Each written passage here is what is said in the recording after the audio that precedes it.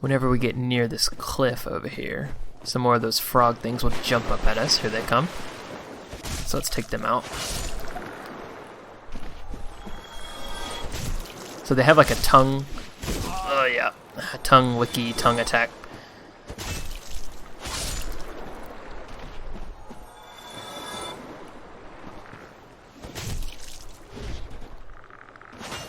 Come on, man.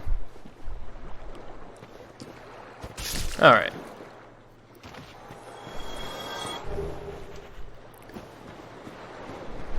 What are you? Soul of a proud knight. Soul of a proud undead knight who has long ago gone hollow. They all kind of say the same thing.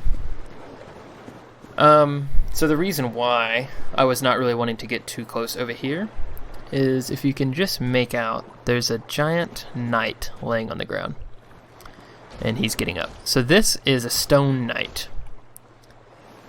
These guys are big and intimidating, but they're really not that bad if you know how to deal with them. What he just did there was he casted a spell on me called Tranquil Walk of Peace, which basically makes it to where I move really slow and I can't really roll and it's hard for me to dodge. But if you just, remain calm, sidestep his attacks, they're really not a big deal. They're more intimidating than anything. They're kind of pushovers.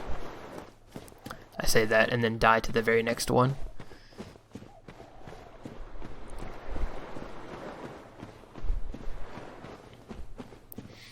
Let's see, there'll be another one of those knights up this cave. There he is. So they don't always cast that spell right away, although in this case they did both times, which I guess is fine. Alrighty. The Wolf Ring. One of the special rings granted to the 4 Knights of Gwyn. The Wolf Ring belongs to Artorius the Abyss Walker. Artorius had an unbendable will of steel and was unmatched with a great sword. So the Wolf Ring, if I put it on, it will increase my poise. And poise is a stat in Dark Souls that essentially affects how often you get staggered whenever you're attacked. So the higher poise you have, the more damage you can withstand without being staggered, thus leaving yourself open for additional hits. So since I don't have a need for another ring right now, I might as well put that on. So I have increased poise, which is nice. So just up here, there's a little gap. There's a ledge that we can jump onto. So if I get a bit of a running start, and I do a jump, this tree will attack me.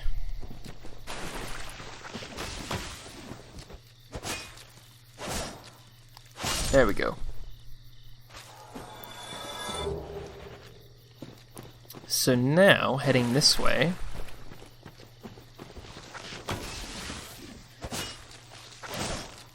die tree. So heading this way, you will find that this area looks rather familiar.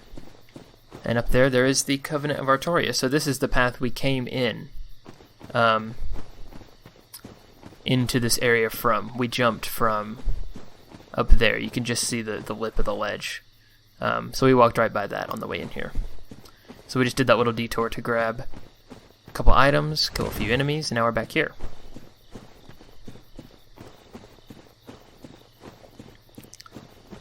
So now that we are here, we can resume this way.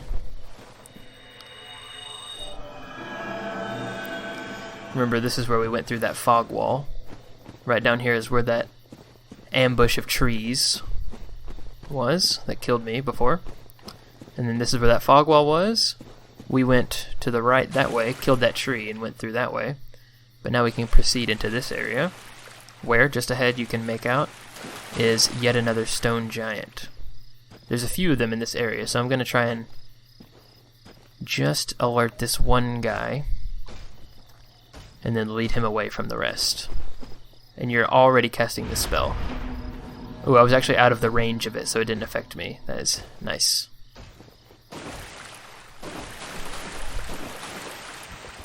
Oh, gosh. Oh, and now I'm under the effect of the spell. Maybe it's like a proximity thing. Like, even though I wasn't in the range whenever he casted it, since I'm near him now, it does affect me. Either way, he's dead. So that is good. Further this way, you see that item right there, that shining over there? That item is being guarded by some trees and some knights. And the game expects you to run over there, grab the item, and get absolutely wrecked. But what I'm going to do instead is try and quietly sneak up on these trees. You can hit them while they're in the ground. And see if I can't get these guys one by one without alerting the whole horde. So that was that grab attack he just tried to do on me. But I was too far away.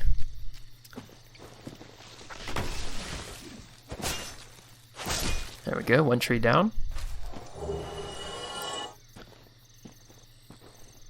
So we have this other tree.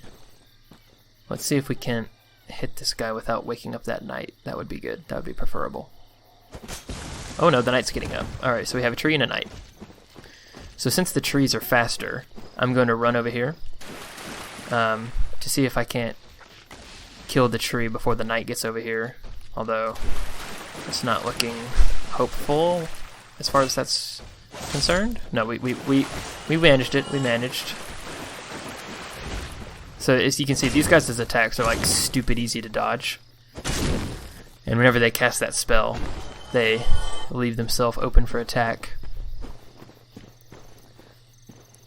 So we slowly make our way back towards this item. There's 2 more trees and another knight. I'm going to go ahead and... Actually, I think if I grab the item, that will make the trees pop up. So let's see if I... Oh, okay, let me just go ahead and grab the item then. I'll read all that later. Let me deal with this first. So like before, I'm going to see if I can't get the trees out before dealing with the knight. Here comes the other tree. The knight is making his way over here as well.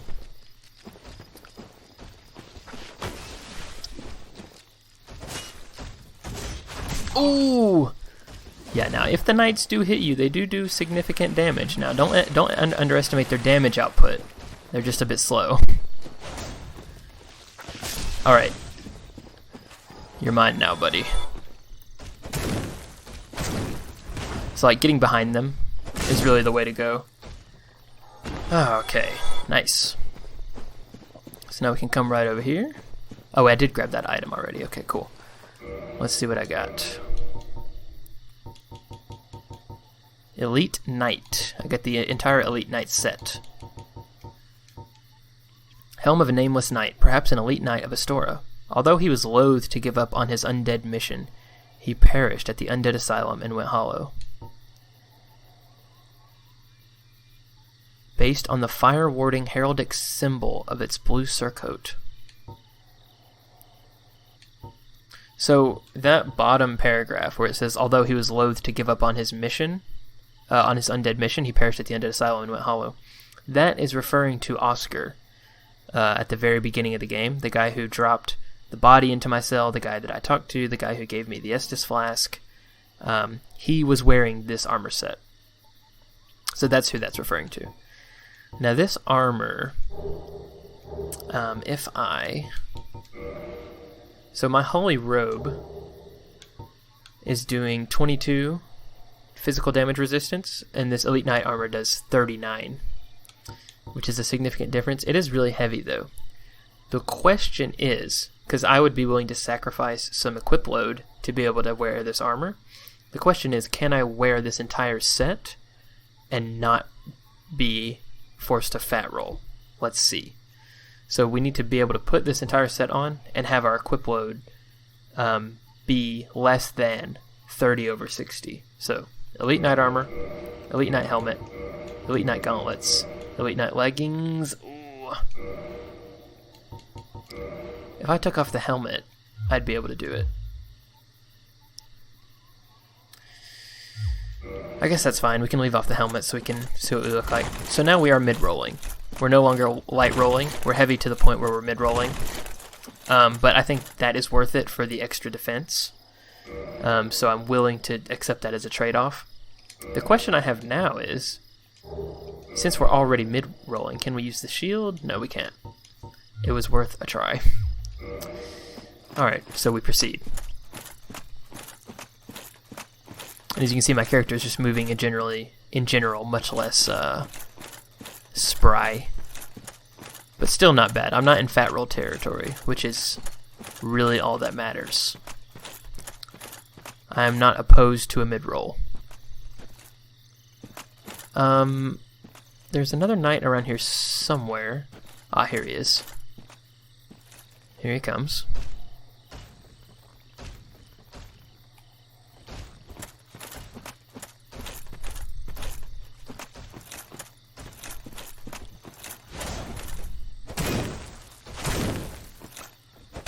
Three hits and they're down. You love to see it. So I believe over towards this little ruin, there's another knight somewhere. Oh, here he is.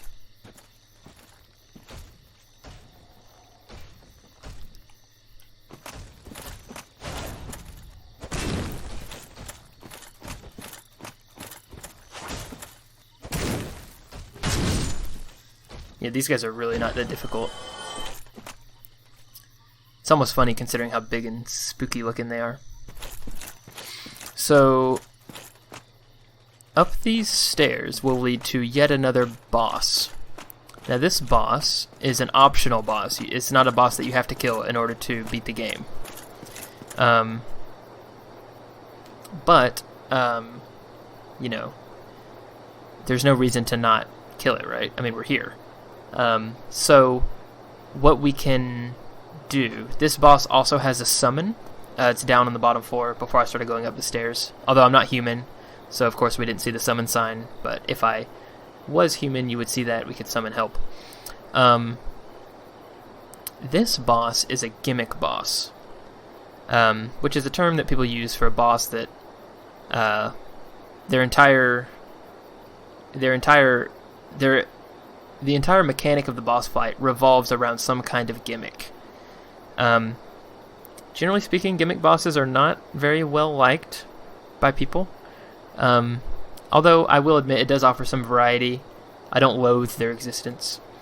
This gimmick boss in particular, people don't really like because they say that it's boring. And, well, I guess you're about to see why. Now, it's normally wise, before you enter a boss fight, to return to your last bonfire and spend any souls you have in case you die. However, I'm confident enough that I can take down this boss without dying, and even if I were to die, I can get back here relatively easily. The run back here is not bad. Most of the enemies in this area are slow moving, the big knights, the trees. I'm not that worried about them, so I don't think I'm at a great risk of losing these 7,000 souls. So let's two-hand our mace for now, and traverse the white light, shall we? So this is the Moonlight Butterfly. We are confined to this bridge, and the butterfly is right there.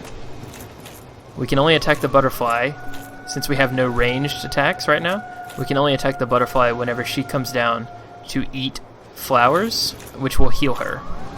She casts spells, which we can roll under. Okay, that does a lot of damage. The reason why people say this boss fight is boring is because unless you're a magic or a bow user, you kind of just have to wait around until you can attack her. So she's switching sides? Yes, she's switching sides. So yeah, it's kind of just like go back and forth until she decides to come in for a landing, and then you can wail on her. But until then, you're just kind of doing the old back and forth. Not the funnest boss fight in the world, it's gotta be said. Owie. You're just really spamming your magic, aren't you? Alright, here she comes. So I'm gonna switch to two-handed to do extra damage. And hit her in the face. Now she will do an AoE attack. So you can't hit her for too long. But that gives me an opportunity to cast my heal so I can save an Estus Flask.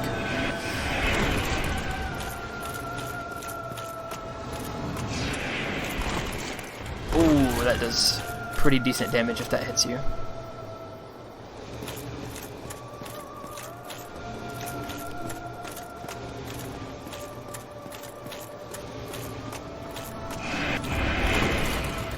Okay.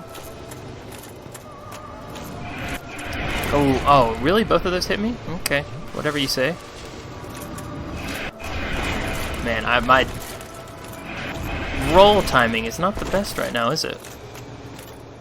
Come on, come for another landing. You know you want to. Wow, I'm really just getting hit by that every time. Make it another time.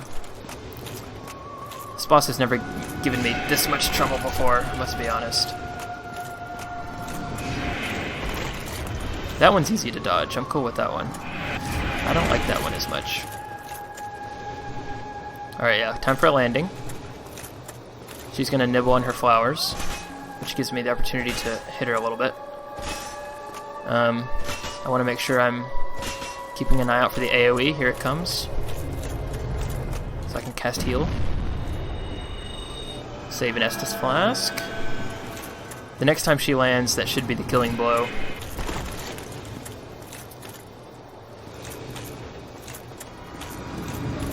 Okay. Don't remember her doing that.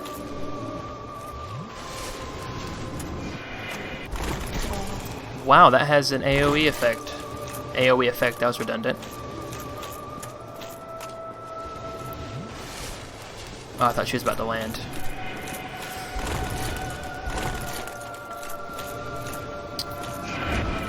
Oh, that was good, that was good. The door blocked me. Or the door blocked her, I guess, is more accurate. Come on, come in for a landing. Yeah, keep doing that one. I'm cool with that one. I can dodge that one. I don't like that one. Oh, I thought she was gonna land. Come on, man. Wow, that damage is insane. Okay, here she comes. Let's just see if I can't kill her. Down she goes. Whew. So, not hard, just tedious. Although, that was more difficult than it was the previous two times I killed her. So she dropped the Soul of the Moonlight Butterfly. Now,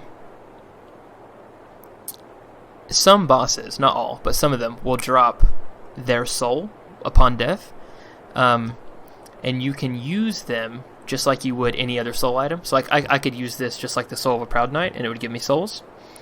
Alternatively, if I save it, it gives me the opportunity to use the soul to create a special weapon that is related in some way to the boss.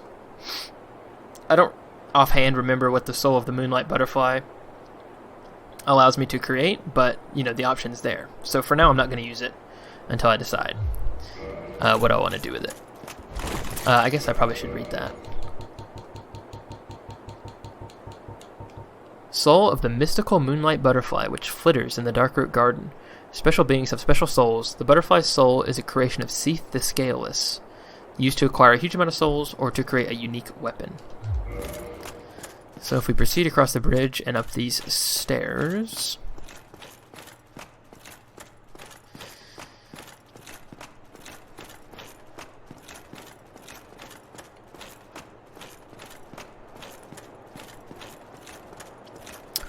Almost there. So here we find a blacksmith who's seen better days. the Watchtower basement key, and a Divine Ember, and a Homeward Bone. So if you remember me telling you at the blacksmith about Ascension, how I have to give him an Ember in order to make that happen, this is an Ember, right?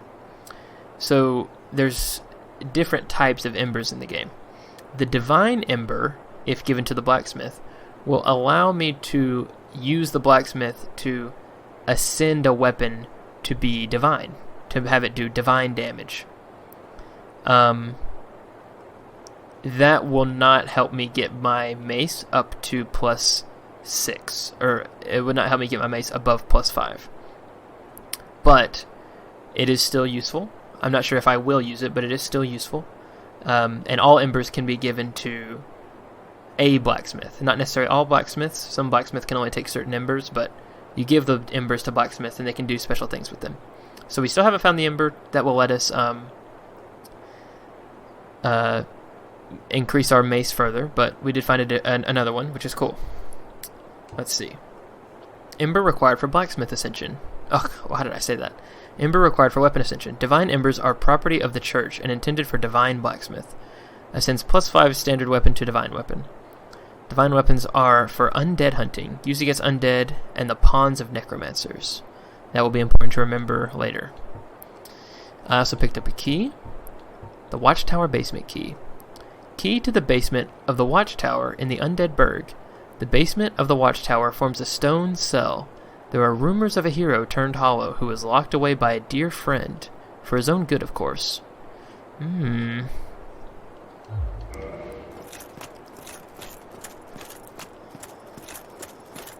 That is interesting information. So I could use a Homeward Bone to head on back to the bonfire, but all the enemies between here and there are dead. It's not that long of a walk. I don't mind heading over there myself. So yeah, Moonlight Butterfly, not the best boss in the world, but not terrible either.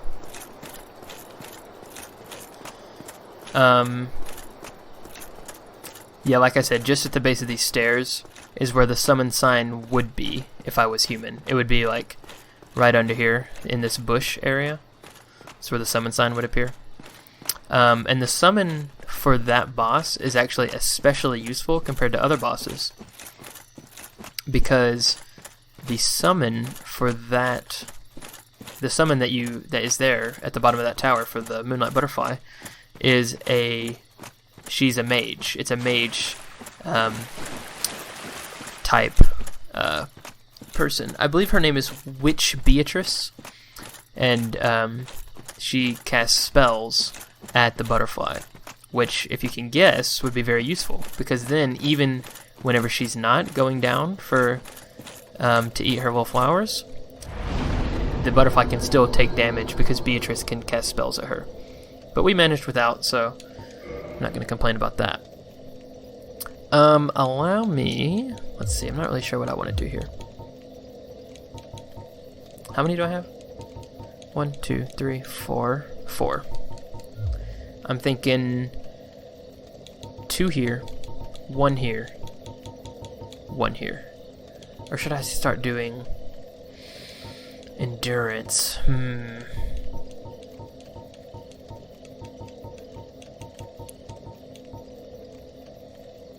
Yeah, actually, let's do 1 into faith, 1 into strength, 2 into endurance. Because I believe whenever I get my max equip load up to 64, I'll be able to wear the helmet or use the better shield. I'll get to pick. So, by and large, we're done with this area. That's kind of what we came here to do. However... Oh right, these guys are back, right? I rested at the bonfire. I do forget that sometimes, that the enemies come back. I didn't mean to attack twice. Get blocked.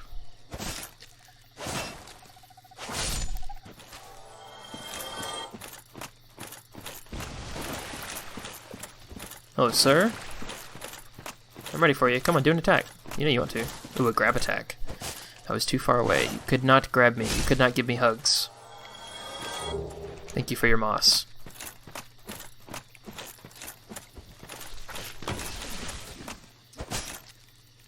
Cut down these shrubs.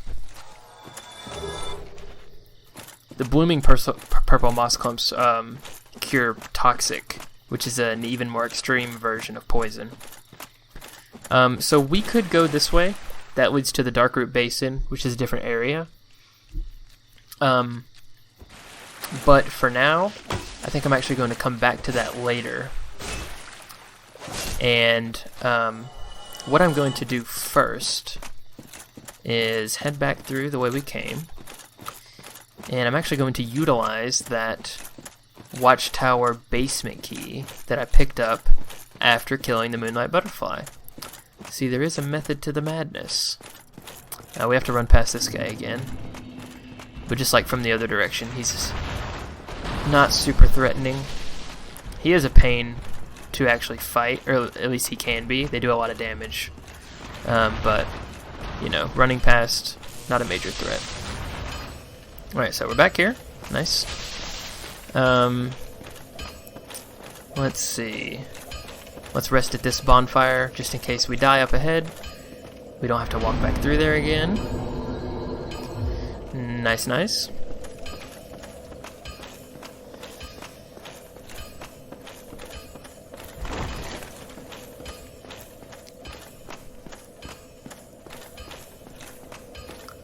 So I'm actually going to make my way back through the Undead Parish the way that we entered it. Because the Watchtower basement key, the Watchtower that it is referring to, is the tower that we went up through that housed, or not housed, but that led to the Taurus Demon boss fight. If you remember, whenever we did the Taurus Demon boss fight, as soon as we entered the boss fog to get into the arena for the boss fight, we had to go up a ladder and kill those archers. The archers were on top of said tower, the tower that we climbed the stairs of to get to the boss fight. The key that we picked up, the Watchtower basement key, leads to, or it opens a door inside that tower. That's the Watchtower that it is referring to. And what lies behind said door is something that will be invaluable for us, invaluable to us for the foreseeable future.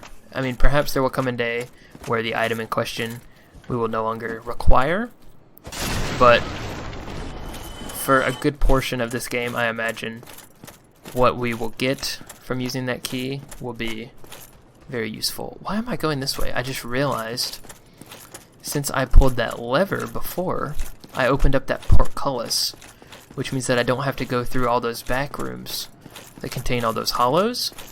I can instead just go right back through the portcullis and go through the area where the boar was. Remember, the boar was right here under this bridge.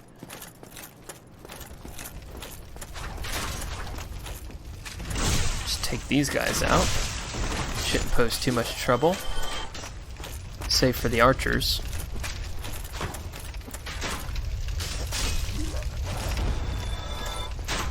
Now the archers sometimes can actually jump down and take out a sword and fight us like men. Here comes one.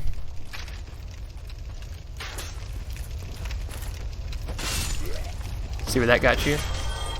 Come on, come join your friend. I'm not sure what triggers them to take their sword out. It might just be a matter of waiting.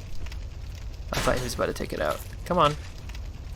No. What about now? Now? You want to take your sword out? No? Oh, always gotta do stuff the hard way. Let's take out this shield guy.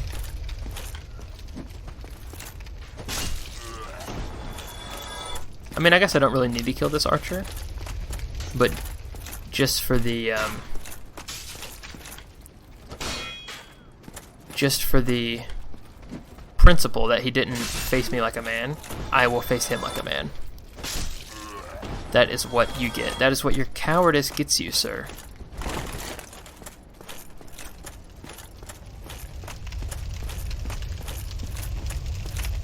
Hey, all your friends are dead.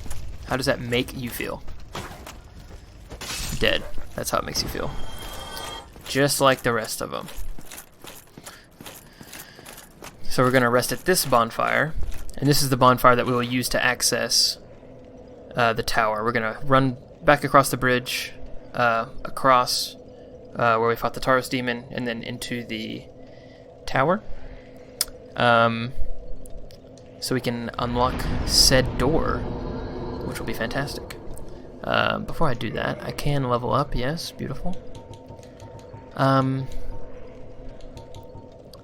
Ooh, that gets me pretty close to 64. I think that is worth doing. Once I get that to 64, I think I will stop putting points into endurance, at least for now. But let's go ahead and do that. There we go. Alright. We are ready to carry on.